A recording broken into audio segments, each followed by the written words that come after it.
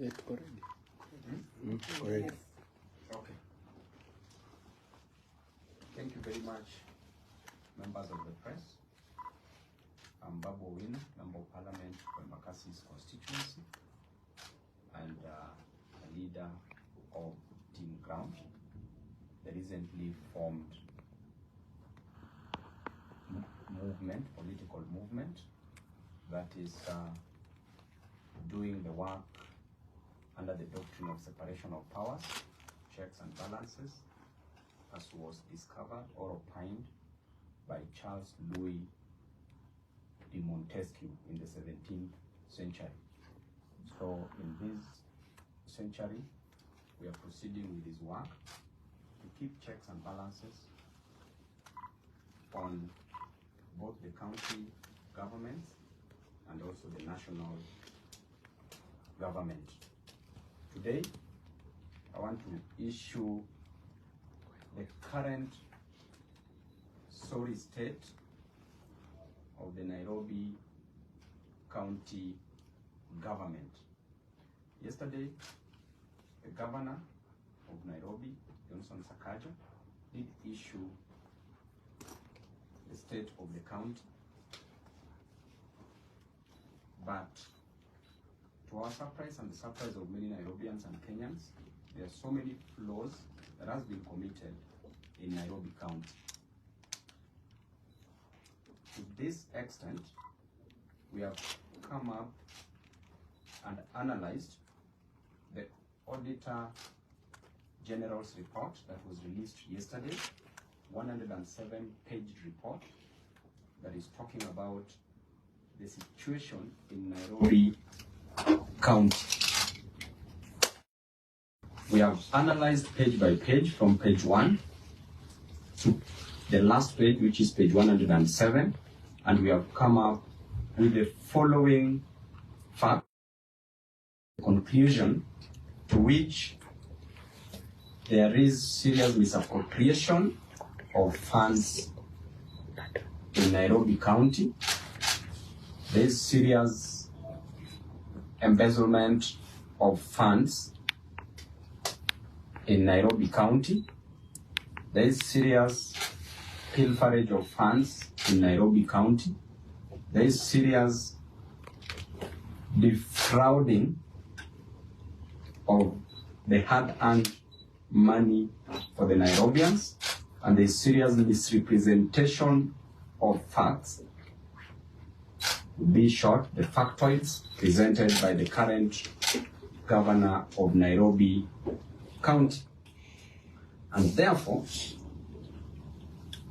if we want, number one, we want to talk about the type of audit opinion. And number one is the unqualified opinion. If the auditor talks about unqualified opinion, means that things are okay and there is no any problem with the books of the account. If the Auditor General talks about qualified opinion, means that there are audit queries, but adequate information provided in the audited statements. And if they recommend a disclaimer, then it means that information provided for audit is inadequate. And lastly, if there is an adverse opinion, then it means that the situation is terrible because of material and pervasive breaches. In our situation, there is an adverse opinion from the Office of the Auditor General. And therefore, my analysis consists of 3 parts. Part A is the adverse opinion, and it reads, the Auditor General says that they cannot confirm the accuracy and completeness of the financial statements provided by Sakaja for the financial year 2022-2023. The difference in payment reported by the financial statements and the ledger, which ordinarily should be the same, is 5 billion Kenya shillings, which is lost, and that is found on page 2 of the Auditor General's report. Explain the 9 billion in pending bills Also in page 2, the controller of budget did approve 17 billion. Out of the 17 billion, the governor only paid 8 billion as pending bills, but 9 billion is lost. In addition to that, the pending bills balance, as indicated, is 98 billion, which the Auditor General says that could be hot air. Assets acquired by the county government are overstated by 320 million Kenya shillings, which is lost as per page 3 of the Auditor General's report. Next is the bank balances show that KRB, the RMLF indicates that 818 million Kenya shillings, that is what it indicates, while it should be 965 million Kenya shillings, which means that 147 million Kenya shillings is lost. Lost by lost means stolen or defrauded. Next is the recurrent account reports nil. The current account reports nil balance while it should have 365 million Kenya shillings, which means that 365 million shillings is also lost. Next is the revenue account shows closing balance at nil, while it should have been 1.9 billion Kenya shillings. Its opening balance also shows nil, while it was 1.3 billion Kenya shillings. Therefore, the total amount of money lost there is 3.2 billion Kenya shillings. That is found on page 3 of the Auditor General report. Part D of it says that balances of 561 million in 43 bank accounts not supported at all. Auditors cannot confirm the accuracy of cash balances of 1.44 billion Kenya shillings. Number 7, for assets acquired through NMS amounting to 620 million Kenya shillings, which is unsupported, payments were made of 3.5 billion shillings and a further 3.7 billion Kenya shillings found on page 4. Air was paid. By air, it can mean oxygen, carbon dioxide, or any other air. Air was paid, or hot air was paid for at 60.8 million Kenya shillings, apparently for floodlights, but no supply was done and no entry was made for the same, found on page 4 of the report. Sakaja says he paid salaries of 11.2 billion Kenya shillings, but records of banks and IPPD shows only 8.8 billion Kenya shillings. Hence, 2.2 billion Kenya shillings was paid to ghost workers. By ghost workers, now it means that that money has been stolen. Purported payments of 161 million Kenya shillings and 93 million Kenya shillings to temporary workers were not supported by any documents at all. That is on page 5 of the report.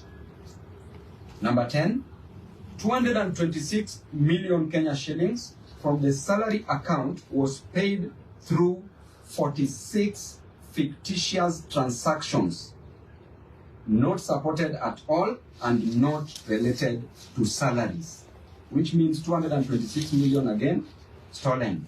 That is on page 5 of the report. That is part A on adverse opinion. Part B says other emphasis.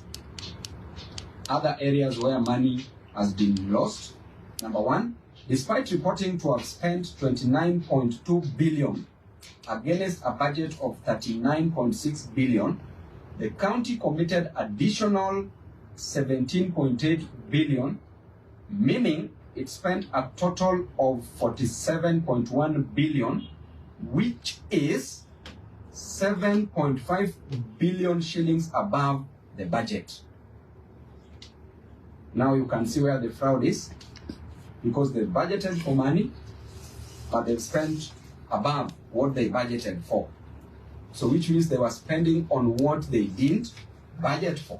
That is on page 6 of the report. Despite the county having a whooping, that is number 2, despite the county having a whooping 832 cases, this is where now there is serious fraud. The county had 832 cases. A mere 11 advocates were owed 10.7 billion Kenya shillings. 11 advocates owed 10.7 billion Kenya shillings in fees, and a further 121 advocates owed another 10.2 billion Kenya shillings. Hence, legal fees for 132 lawyers stood at 20.9 billion Kenya shillings. So you want to tell me that Sakaja has already paid 11 advocates 10.7 billion Kenya shillings. It means that every advocate was pocketing 1 billion, close to around or approximately 1 billion Kenya shillings. What is the governor doing? That is found on page 6. The county has not resolved audit issues raised by the previous audit report. Number 4, the county did not report the various funds being run by the county, e.g. disaster fund. And there you had what happened even in the Bakassi East constituency when there was serious disaster resulting from the gas explosion. A budget of 285 million disappeared. Not even a shilling was used to help any of the victims from the county government. Not even a mattress, not even Piriton was bought to give my people to sleep so that they could not feel the pain. Despite withdrawing, that is number 5, despite withdrawing 30.5 billion from the county revenue fund, no reports were filed with the Office of the Auditor General. Remember, 30.5 billion was withdrawn, but no report filed. That is on page 7 of the report. Number 6, Nairobi Pay, the absolute revenue management system vendor, operates without a valid contract. I did talk to the majority leader of the county assembly, Mheshimiwa Imwato, and he said that on Tuesday next week they will table a report on the same, and that the report says that was written in Mombasa, that there was a recommendation from the committee.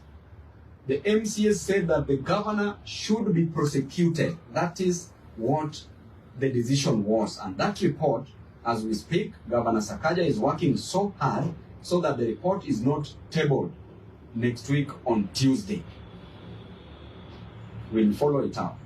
Number 7, payment for roads and civil works amounting to 567 million was not supported by any document, which means that 567 million for roads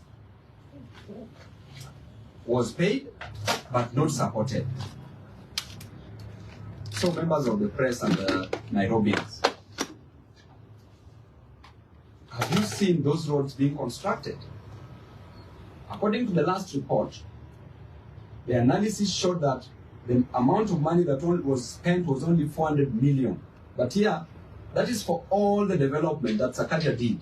The first development that he claimed to have done was about the school feeding program, that he spent 200 million Kenya shillings. Then the next one was the Dandora Stadium, which was a continuation that he spent around 33 million. Then the rest of the money, which was around 167 million, went to roads. But here we are being told 567 million went to roads. So where is the money for these roads? That's on page 8. Number 8, the same contractor who failed to finish 3 dispensaries in 2020-2021 at 869 million was given another contract for Mama Lucy Hospital at 344 million by Governor Sakaja, and since he has abandoned the project after pocketing 165 million Kenya shillings, which he has been paid, that is found on page 8. Number 9, an amount of 32 million Kenya shillings was given to fictitious 683 beneficiaries. Hiyo ni hewa, 32 million ilienda kwa hewa, stolen, that is on page 11 of the report. Number 10, despite 0.6 million to vehicle vendors, those who are selling vehicles, 671.6 million in excess of the 100 million that was budgeted for. So that money has been stolen. Remember, the vehicles were supposed to be bought at 100 million, but the amount of money that was paid to the person who was selling the vehicles was 771.6. Therefore, 671.6 million has been stolen, found on page 12 of the report. Number 11, despite the law requiring that salaries don't pass 35% of total revenue, the county paid 37% of 30.5 billion, blatantly breaching the law. Number 12, incompetence and deals facilitated double payment of leave allowance of 15.4 million to 178 favored county staffs, found on page 13 of the report. Number 13, despite having their gross pay properly paid, 26 officers were paid additional 17.6 million Kenya shillings without any reasons, which means that those were conduits for removing money from county accounts. That is found on page 14. Number 14, an entire 393 employees not tax exempt were paid 52.5 million Kenya shillings without pay as you earn tax deductions, which means that money for KRA was stolen there. So KRA, mko na kazi, wacheni kufuata watu airport mkitafuta underwear ya watu huko na kutafuta vitu za watu. Kazi, pesa iko hapa kwa county. That is on page 14. Number 15, some 395 employees were paid additional salaries of 100 million that cannot be explained. Probable collectors for some big short, found on page 14. Everything that I'm reading are very factual, and these are as per the Auditor General's report. Number 16, out of 13,354 employees of the county, only 167, which is 1.25%, are persons with disabilities against legal requirements of 5%. They should be 5%, not 1.25%. So there is no compliance. So therefore, the governor, you must up your game and employ persons with disabilities. That is found on page 14. Question number 17. Despite deducting pay as you earn, NSSF and NHIF of 1.72 billion, the county government did not remit those statutory deductions, which means that they are deducting, but they are stealing these monies. They are not remitting. Number 18, on the drama of legal fees, 375.9 million paid irregularly as follows. That runs from page 18 to page 24 of the Auditor General's report. Number A part of it, 34 million paid, 34 million Kenya shillings paid were a fee note of 80 million, which was raised in a case which was before the High Court, in a commercial transaction, case number 1581 of 2014, to defend the county on outstanding land rates of 5.4 million. So 34 million was paid. Okay? The advocate raised a legal fee of 80 million. So I want you to note the nature of these cases and why 80 million should be raised for such cases. That was in 2014, but money has been paid now. Okay? So which means that one of the ways by which the governor uses to steal money from the county is through these legal fees. Using these lawyers, they have very exorbitant, expensive, high fee notes. Then that is where the government takes 50% of what he pays. And that is an agreement that he makes before. And that is what he dangles to some of the MCAs, that if you don't fight me, bring one lawyer, I pay your legal fees. So that is what is happening at the county. Part B of it, 47 million were paid where a fee note of 78 million was raised to represent the county in a matter which was the Environment and Land Court, case number 248 of 2021, where a small plot was double allocated by the county in Kayole. Part C, on the 17th, mwezi wa saba, 17th mwezi wa saba 2023, 57.8 million Kenya shillings was paid to a law firm for defending. Now, I want you to hear this is very serious. 57.8 million paid to a law firm for defending the county in a matter which was in the court, in the Environment and Land Court, case number 18 of 2022, against Ndakaini Dam land compensation of 1989, where a fee note of 77.9 million Kenya shillings was raised. So we paid 57.8. Mwezi wa saba 2023, 67 million was paid to an advocate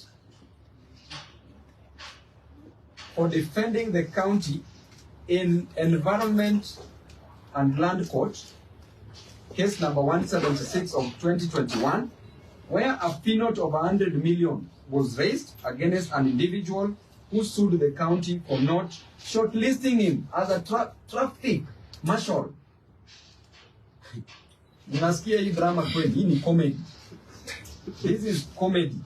Imagine 67 million Kenya shillings was paid to an advocate just for defending the county for not shortlisting a person as a traffic marshal who is going to earn 18,000 to 20,000 Kenya shillings per month. Why did the governor pay 67 million Kenya shillings? Why couldn't he use this money to employ more traffic marshals? And the fee note that was raised was 100 million to represent that one person whose name did not appear in the shortlisting. He was not shortlisted. You pay 67 million. Madness. On 17th the same month, mwezi wa saba, a further 50 million was paid to an advocate for defending the county in a matter where a fee note of 129 million was raised for a unknown reason. Imagine the case has not been stated. Hiyo ni kesi hewa ama air. But he paid 50 million to the advocate. In the Environment and Land Court, case number 379 of 2018. Unknown. But they decided to fix a case number. But there is no case in such a situation. F. On 8th of May 2023, 70 million was paid to an advocate for defending the county in a matter where a fee note of 145 million was raised against the Kenya County, the county government's workers union. That is 2023. A further 70 million paid. just to represent county government's workers' union. While the county, remember, has a legal department where there are advocates who can do these works. Right? G, on 17 mwezi wa saba 2023, 30 million was paid to an advocate for defending the county in a matter where a fee note of 116 million was based on alleged threats on county workers' pension fund. Just threats. You issue a threat, you are taken to court, an advocate is paid 30 million. H, even those who have cases for murder, cases for terrorism, they don't pay advocates such amounts. H, on the 17th of March 2023, 20 million Kenya shillings was paid to a law firm for defending the county government in a matter which is before the High Court, a miscellaneous case number 123 of 2017. Then part C, which I've indicated as the last batch, it says number 1, a provider of security services to ECDE facilities who had been paid 42 million Kenya shillings for the months of April to August 2020, on 30th mwezi wa sita 2021 was paid again 16.8 million for the months July and August 2020 by Governor Sakaja, and was paid on the 13th March of 2023. So the amount of money that has been stolen there is 16.8 million Kenya shillings. That is found on page 25 of the report.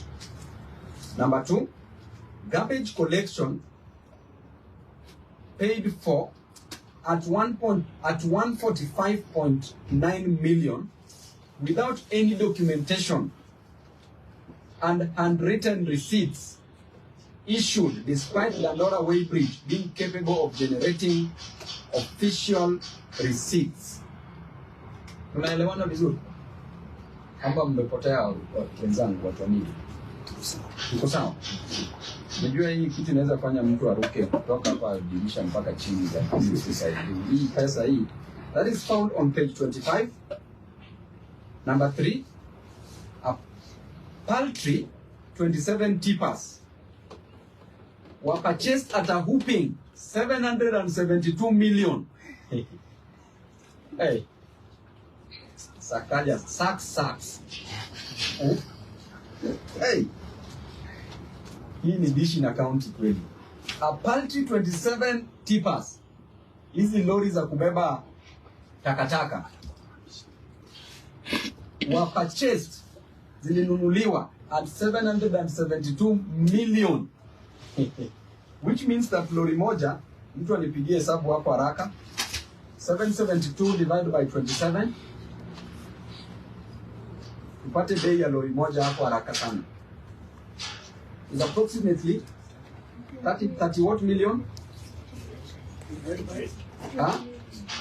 28 million.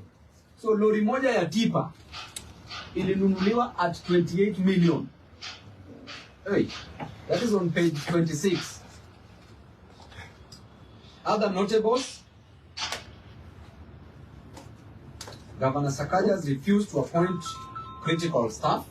This is also in the report. Number 1, as critical as a county secretary who serves as a secretary to the cabinet and head of county public service is county public service has not been appointed a substantive office holder for 19 months. Someone is still acting with restricted powers. Number 2, on the 35 accounting officers, only 29 have been appointed 19 months down the line. The question is, aren't there enough qualified people in Nairobi to do the jobs? Why haven't we appointed the 16 remaining? Number 3, there is a case seeking to nullify the appointment of Sakaja's County Public Service Board members due to breach of the law. So that means clearly that he's a lawless man, as you can see. And therefore, Sakaja's state of the county was merely diversory. Number one, the big projects, building primary school classrooms, which is not his duty, as he was purporting and saying, that is a function of the national government. The big projects, building primary school classrooms, northern collector tunnel for water, waste to energy power facility, are not in the county government's budget, as he was saying that we will do them in this financial year. They are not in the budget. Therefore, we cannot do that which is not in the budget. Number two, the county was running a budget of 42 billion with a development portion of 12 billion Kenya shillings. So the question is, where does this money go to? Because this financial year, clearly, Sakaja has only spent 400 million Kenya shillings. So where is the rest of the 12 billion? We are finishing our financial year in June. Number three, as of 31st December 2023, end of financial year 2023-24, Sakaja had only collected 3.8 billion in on-source revenue. How can he lie that he collects the budgeted 19 billion of the on-source revenue? And if indeed he said that he collects that, then where is the balance, the deficit? Where has this money been taken to? Because he says that he collects money. So where is this money taken to? Number four, Dishina County is getting funding from government development partners, from the national government, from the county government. And kitchens being built by the county government. Who is this so-called implementing partner? They have not been mentioned anywhere. Where and what is the contract between them and the county? That's a sensitive docket where you cannot say that you are in a contract with somebody and that contract is impliedly. The contract must be expressly. It must be put down on paper because that's a sensitive docket. We are dealing with children. We want Governor Sakaja to come out and account to the people of Nairobi on the specific resources budgeted for and entrusted with him from the equitable share of revenue, which is 20 billion Kenya shillings, on-source revenue of 19.9 billion Kenya shillings, and three other additional conditional allocations of 2 billion Kenya shillings. Whatever he chooses to do with other funds will be the subject of audit and accountability as and when those funds are available. Therefore, the people of Nairobi are not interested in drama. They are not interested in dimples anymore and damn talks. They need services in all the fundamental areas where the Constitution devolved functions to counties. Thank you very much, and God bless you all. So, I'll give you this